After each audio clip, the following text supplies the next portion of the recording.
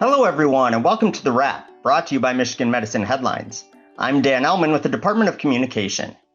And I'm Kara Gavin, also with the Department of Communication. And today we have an historic episode of The Wrap as we discuss the 175th anniversary of the University of Michigan Medical School. Now, before we get into that discussion, make sure you go back in time and get caught up on any episode of The Wrap you may have missed. You can find the shows wherever you get your favorite podcasts, on the Michigan Medicine Headlines homepage, or on the Michigan Medicine YouTube channel. And with that, let's bring in Dr. Joel Howell, an expert on the organization's history and an emeritus professor of internal medicine and of history. In fact, he wrote a book about our history. Dr. Howell, thank you so much for being here. Thanks a lot for inviting me. All right, so we already mentioned one big anniversary this year, the 175th anniversary of the medical school, but I understand there's actually two of them. Can you discuss both of these? Sure. Well, the medical school was really quite a momentous occasion. Michigan became a state in 1837, and one of the first things the legislature did was say that, first of all, the university should be in Ann Arbor, which it wasn't prior to that, and say that we ought to have a medical school. Given that most physicians never went to medical school, the fact that here, this frontier state, that the legislature should decide we should have one was really quite significant. And in fact, in 1850, that is 175 years ago, we opened up the medical school in the city of Ann Arbor. And the other anniversary is 100 years ago, correct? Correct. As we may get into in the course of this conversation, I hope we do, the University of Michigan was the first university in the United States to own and operate its own university hospital. That was originally a very small building on North University Avenue. It expanded over time. And in 1925, we opened up with what was one of the largest hospitals in the world, so-called Old Main Hospital, which served the university well for many, many years.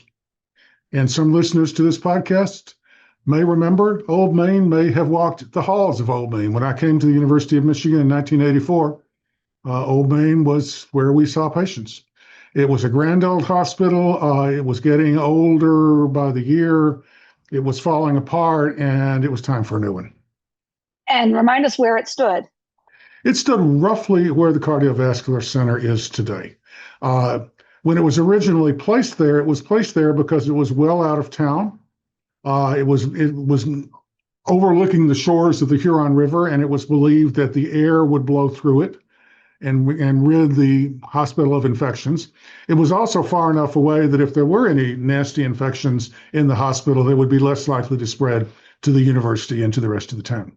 I love the concept that area was well out of the way of everyone. Well, it was one of the older buildings. There are a couple of older buildings there. The Simpson Memorial Institute, which was built shortly afterwards to find the cure for a disease which had been found before the building was finished, but that's another story.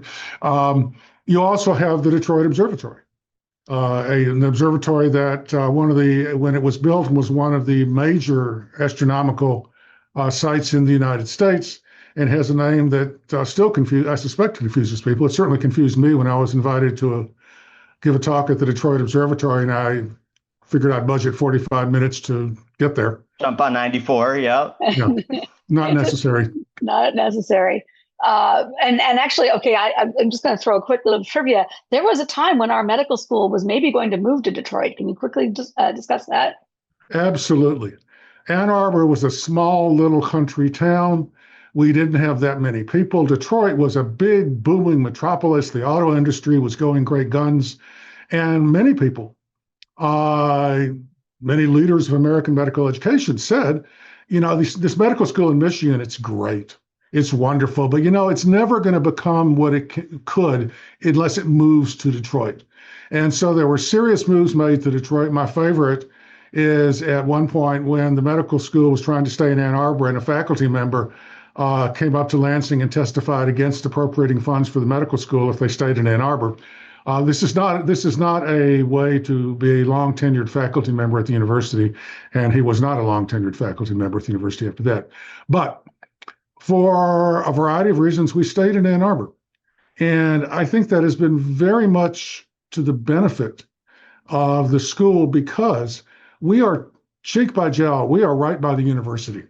And because of that, the interactions between the medical school and the university have been close and intimate and easy. You can walk from one to the other, as compared to many of our peers, where they're either in different cities, sometimes hundreds of miles away, sometimes only 6 miles away in the same city. But if it's 6 miles to get from the medical school to the university, you're a lot less likely to make the trip.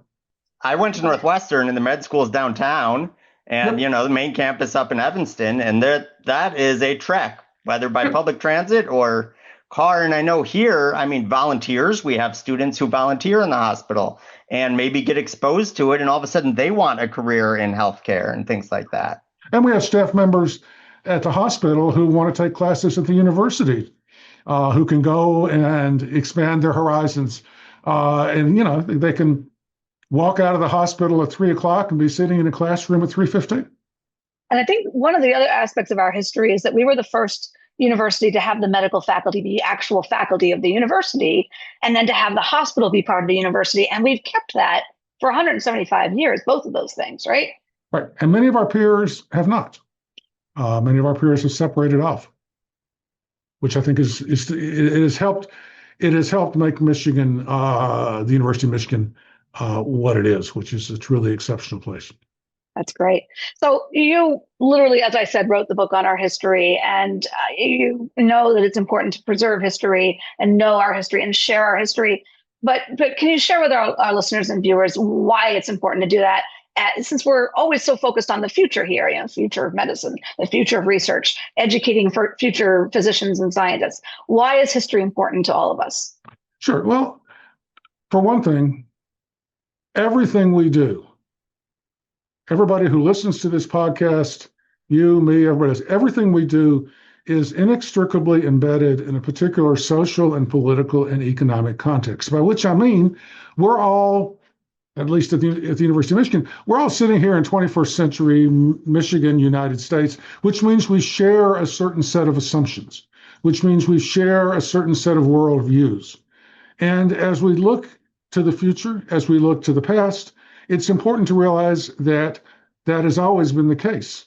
And so much of what the medical school has done has been a reflection of the outside world. It's not the case that when we go to the bedside or when we go into the laboratory, we're suddenly insulated from the outside world. We're not, and it matters. Second point, things change. Facts change. Assumptions change. The idea that when you're really sick, you should go into the hospital is a new idea that was radical at one point. The idea that women can be doctors was hotly debated. There were books written about why it was a horrible idea for women to go into medicine. Nowadays, over half our medical school class identifies as women. So what's going to change in the future? What's going to be different in 20 years and 30 years and 40? I don't know. I don't know what. I'm not a prophet.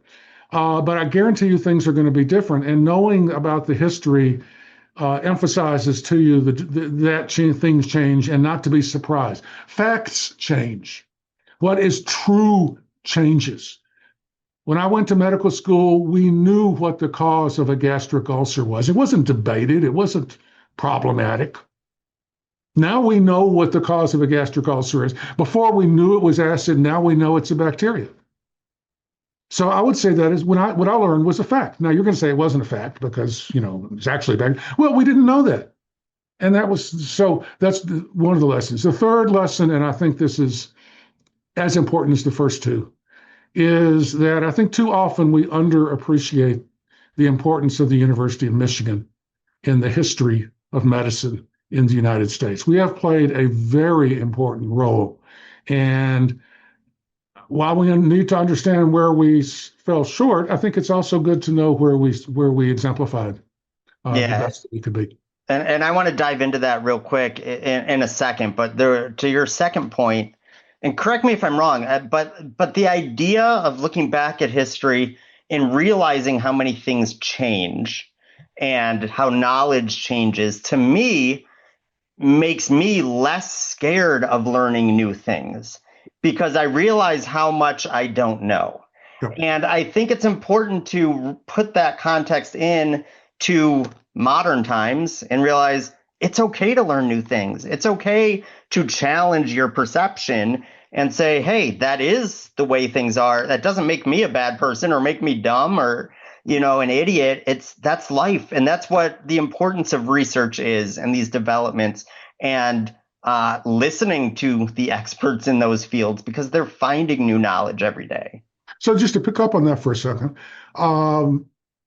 within walking distance of the medical school is the Clements Library, which houses the medical records of the death of the first president of the United States, who was basically bled to death. Bleeding was considered to be appropriate therapy. Now we think it's not. So what this tells you is that when we were doing things one way, and then we look around and we say, wait a second, that's not a good idea. This is good. This is going to happen. The people who bled George Washington didn't do so because they were trying to kill him. They didn't do so because they were stupid. I think they were just as smart as we are today. They didn't do so because they were ignorant. There were tons written about bleeding and how valuable bleeding was. Now we think about the world differently. So when you look at debates going on right now about the state of healthcare, everything from transplanting organs to giving vaccinations, and you say, well, you said this and that didn't work. Yeah, we said that, it didn't work. We learned. That's what happens. But also the danger of repeating history if we don't understand it. Yeah. So now to your third point. You talked a lot about how big of a role the University of Michigan and Michigan medicine has played in the history of healthcare. Can you talk a little bit about some of our sort of famous firsts? Sure. When the medical school was founded, no medical school in the country offered clinical instruction. If you wanted to be a doctor, you went and you apprenticed with somebody, and maybe you went to medical school, maybe you didn't. But even if you did, you'd already apprenticed with somebody outside, so you didn't need clinical instruction. So you get a medical degree, never having seen a patient, never having laid eyes on a patient in the course of being a medical student. The University of Michigan said, wait a second, we can teach things to students at the bedside. And if we had hospitals, occasionally people would go into Detroit and they would round on patients in the hospitals there. And sometimes they could get in, sometimes they couldn't. We needed our own hospital. So we went to the Board of Regents and they debated this and they said, wait a second, we have a law school. They don't run a court. We have an engineering school. They don't run a railroad. Why does the medical school need to run a hospital? But they were convinced that it was a good idea. And in 1869, a former professor's home on North University was converted into a hospital. It was the first university-owned and operated hospital in the United States. Now, medical schools having hospitals is absolutely standard. It's all over. So that's one where we really were the trendsetters. Here's another one. I mentioned earlier women in medicine. Should women be doctors? Again, hotly debated topic, books written about it, books by experts at places like Harvard, which is a university on the East Coast. You may have heard of it. It's called A Fair Chance for the Girls, and it was a very careful examination of why women couldn't be good doctors. The first woman to graduate from a medical school in the United States was not actually at the University of Michigan. It was Elizabeth Blackwell at Geneva Medical College.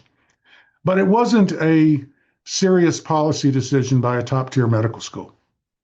Michigan and Geneva Medical College shortly thereafter went out of existence. The Regents passed a resolution in 1870 saying that anyone who is a resident of the state of Michigan, a resident, not a citizen, who was a good moral character, I actually have the quote here somewhere. That's basically who was of good moral character, could join the University of Michigan. So we were the first major medical school to admit women. Unfortunately, we did not admit them on equal terms with the men. They had to take anatomy separately. They had to sit separately in the auditorium. But in the early years of the century, we were one of the top people graduating women from medical school. And as I mentioned earlier, nowadays, over half of our people, half of the people enrolling identify as women. And it's no longer remarkable. And that's what a truly significant historical event is, one that you forget about. To go to another realm, everybody on this podcast and listening to this podcast walked into a room and flicked the switch and the lights came on. That didn't just happen. That took some serious inventions, and nowadays it's not seen as remarkable. Similarly, if you go into the hospital, you go to see your doctor, and she identifies as a woman, it's not remarkable. It's normal. And honestly, so many of those developments, like, they weren't that long ago. Even turning a light switch on, in the grand scheme of history, that was not that long ago. Or getting an X-ray of the inside of your body so that a surgeon did not need to cut you open to see what was wrong. Or did need to cut you open and knew where to cut. Well, this is also true. It's always useful to know where to cut. I'm not a surgeon, and nor do I even play one on TV, but I did rotate, and it's good to know what you're cutting into. There are some firsts that also, I know that we were talking about some of the scientific advances, germ theory and things around microbiology and how bacteria and fungi and viruses cause disease. We were pretty out there in front of that too, right? Yeah, I mean, we were in the early wave of advocates. We were, when Flexner did his survey of medical schools in the United States and Canada, we were one of a handful, literally a handful, as in 5 or fewer, that he called out as being superb. And one of the reasons was because of the role of science and scientific laboratories, which focused in those days around bacteriology. And one of the reasons we could do that is because we were a state medical school. Many medical schools were proprietary. They relied on student tuition to survive. We got state funding. And that enabled us to be a leader. That's great. So, I think a lot of things we celebrate, I know that we also talked about there are some things that maybe we don't know about our history. And so we talked about the first women, but we also, do say, well, here's the first students of color to have graduated, but it's more complicated than that. Do you want to discuss that as well? Sure. I mean, W. Henry Fitzbutler is often credited as being the first African-American man to graduate from the medical school. He went on to Kentucky, where he advocated against racial discrimination, which, as a black man in the 1870s, is saying something. What we didn't know until recently was about the story of Alpheus Tucker. Alpheus Tucker was a native of Detroit. He went to Oberlin. He was an African-American man, a black man. And in 1863, he enrolled at the University of Michigan Medical School. The students jeered at him. They yelled at him. The professors came to him and said, you're really not welcome here. It would be best if you left. And so he was run out of the medical school. After he left, and we are indebted to the curators of the Clements Library for this discovery, they looked at the roll of where people signed in for the class of 1863, and you won't see Alpheus Tucker's name there. That's because it was literally erased. You can see where it was scratched out and another name was put on top of it. So you talk about people being erased from the pages of history. He was literally erased from the pages of history. Now, he went on and got his medical degree elsewhere. He served in the Union Army during the Civil War, one of a handful of African-American surgeons, and went on to a distinguished career in Washington, D.C. But he took the time to write a letter to a Detroit newspaper talking about the unfairness of how, and I'm paraphrasing here, because my skin is a little bit darker than my classmates, I was unable to enroll in the medical school that my taxes went to support, that I, as a citizen of the state of Michigan, should have been entitled to attend. So that's an example where let's celebrate our diversity. And this is also an example of the centrality of social context.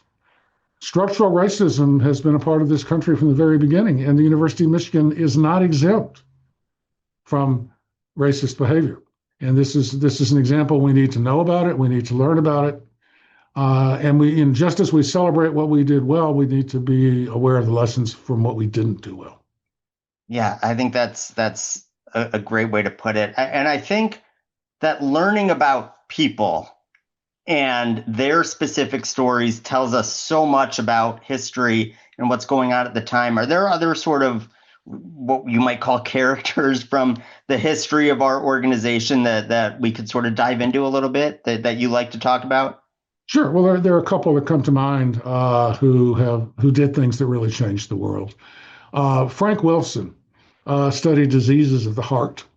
When Old Main was built, electrocardiogram machines were big, bulky affairs that you really couldn't wheel to the bedside.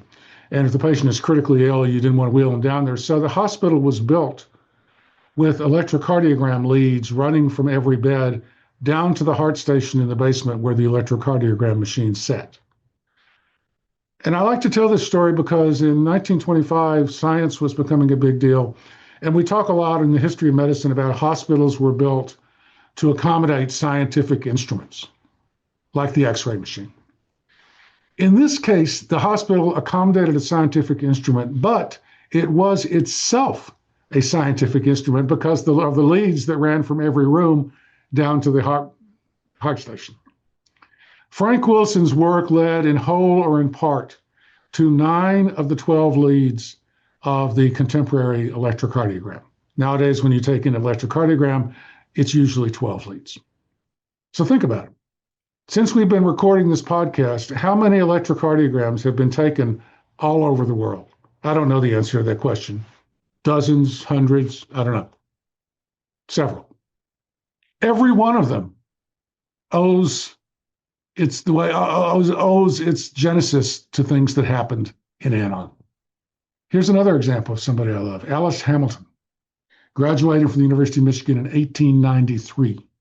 One of the first women she graduates. She had spent time at Hull House in Chicago. She had seen firsthand what it means to be poor and destitute and have housing insecurity and diet insecurity.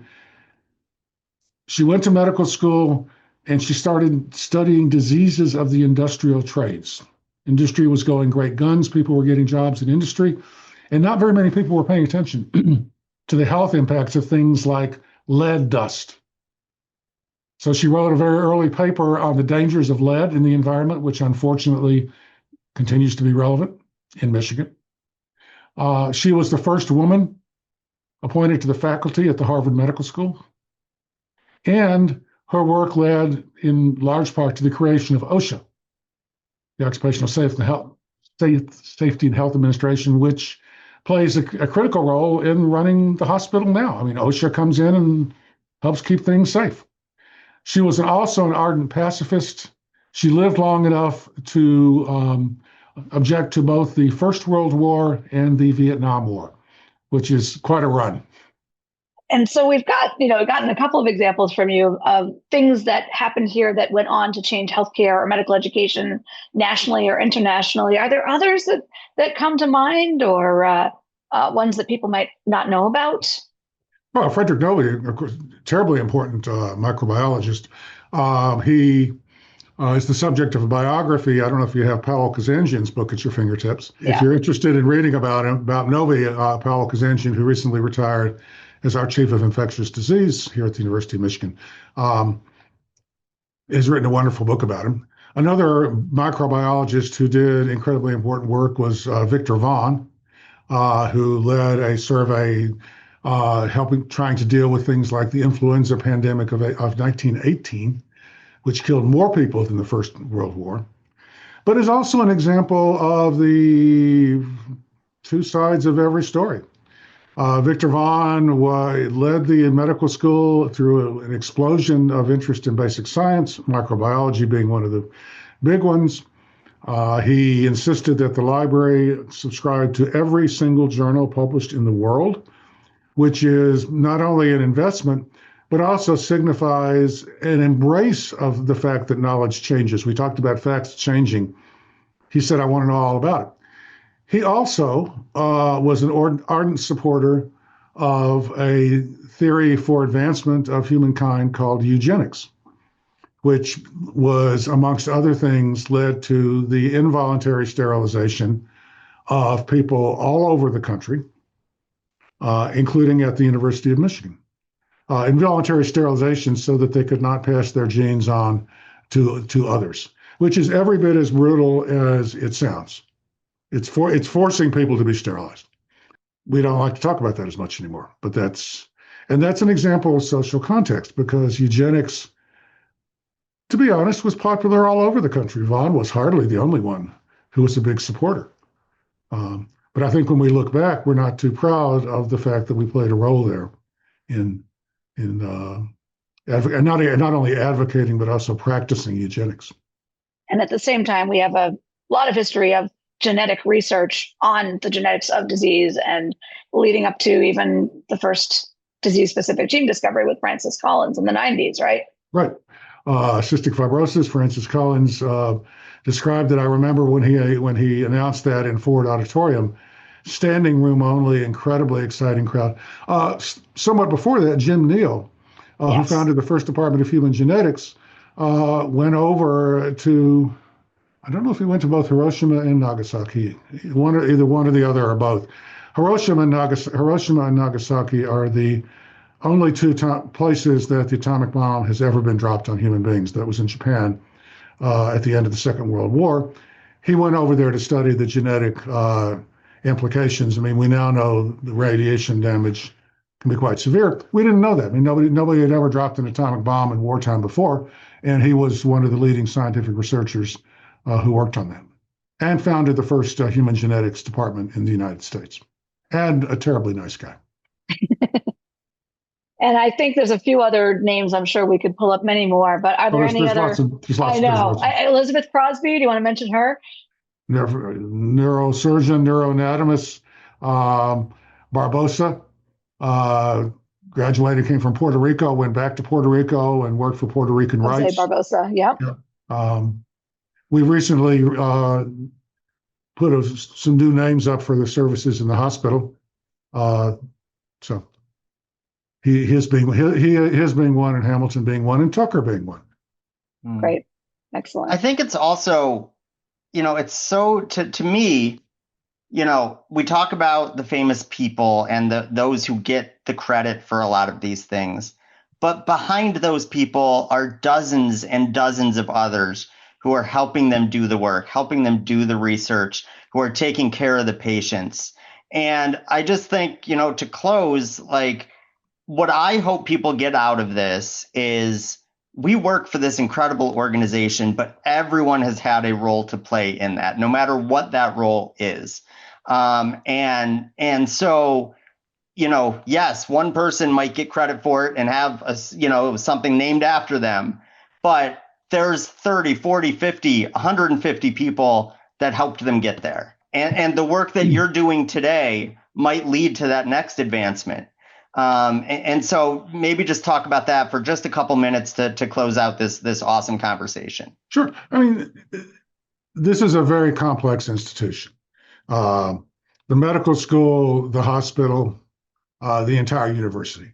I don't care how smart you are. I don't care how hardworking you are. You can't do it on your own. You can't do it unless you have the support of a whole army and a whole team.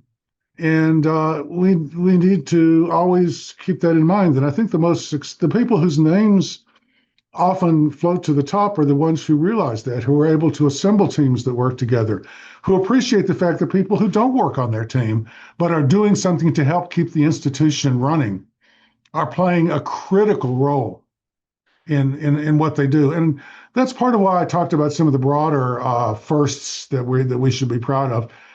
I think you should come to work and not say everything's perfect. Everything is not perfect, but at least appreciate that the place you're coming to work has played some pretty important roles over the years, and that you are part of it, just like everybody who came before you and will come after you is a part of it.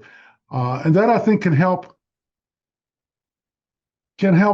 temper or ameliorate or make you a little more comfortable when everything doesn't go exactly the way that it should. Is that there's a grand history here, and we're all part of it. I love that, and I think it's so important to keep that in mind each and every day. And even if your role that day is to make that patient feel a little bit better, and then that you are having success, and that's the success of the entire organization. And that could be as simple as a smile. Yep, That could be as simple. absolutely. That could be as simple as noticing somebody wants a glass of water and can't get it, so you step in their room and you pour them a glass of water and you hand them a glass of water. Yeah, or No, is that, lost trying to find their appointment. Yeah. oh, how many times a day? This is not hyperbole. Every time I walk through the hospital, You help most somebody, recent, right? yesterday I was over at the cardiovascular center and somebody was trying to find the parking lot in the main hospital who had no idea how to get from one place to the other. It's a confusing place, and those of us who work there all the time, you need to realize that if you haven't been here before, it's something as, I won't say as simple, something that we all see as obvious. The difference between the Taubman outpatient building and the hospital is not obvious. Right. And there's that classic look of somebody staring into the distance, staring at a piece of paper, looking at a map on the wall, looking at signs on the wall, which you think ought to be obvious, Right. but they obviously don't know where they're going, and just stepping in and yeah, and it's a product of how we've grown over the time. And actually, Dan, I'm gonna put in a plug for my map. So on the web, and Dan will have this in headlines, is a map that I put together in Google Maps showing how we grew over time from 1850 to today, and how we just kept adding more buildings over time to do the different science and medical care and education that we do, and how that growth can then result in a very confusing medical campus for those who are coming here as patients or arriving as students or residents, et cetera. So, yeah.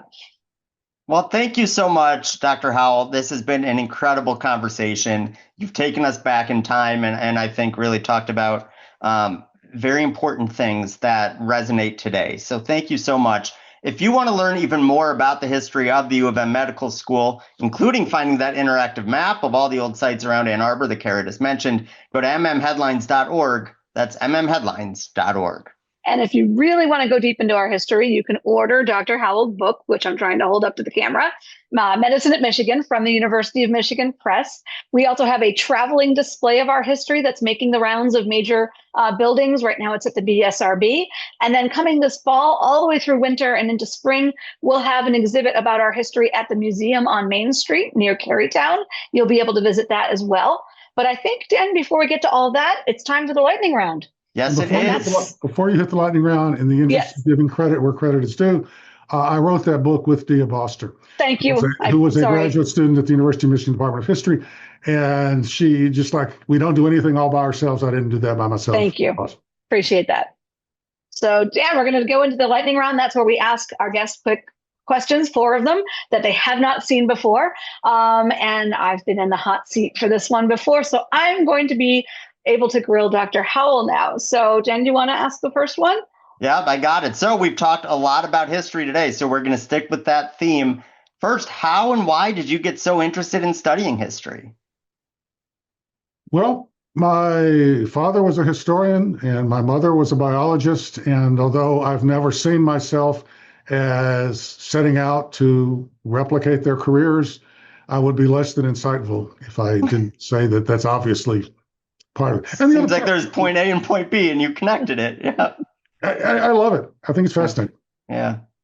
So if you could go back and meet one person from history, any timeline, who would it be and why? Bach, Johann Sebastian Bach, whose music is mind-boggling and voluminous, and it would just be neat to get to know him a little bit. All right, so that's your favorite person, and maybe this lines up. What time period would you like to travel back to and maybe live for a few years or the rest of your life? Or is it just now? Does it have to be backwards? No, it could go forward too. Yeah. There are many things I wonder about. There are many threads of history we're living through now. And, since I'm unlikely to live to be 200 years old or even 150, I just wonder how things are going to, I've talked about how the facts we learn now are going to change. How are they going to change? What are people going to look back on in 2025 and say, look back on it the way we look back at bleeding? And they look back and they say, well, yeah, I guess I can understand why they would want to do it, but boy, I don't sense it. So. Excellent. All right, finally, we're going to get away from history. And we actually recently asked Headlines readers what their favorite summer activity is around Michigan. What would you say is your favorite summer activity? Depends on the day. Today, it was walking along the Huron River early in the morning before it got too stinking hot. And look at it. There was a beautiful heron that flew out of the water. There were swans nesting along the side. There's a spot. If you walk along the river, you will come to know where there's a family of swans tends to hang out. The rowers were practicing out on the Huron River.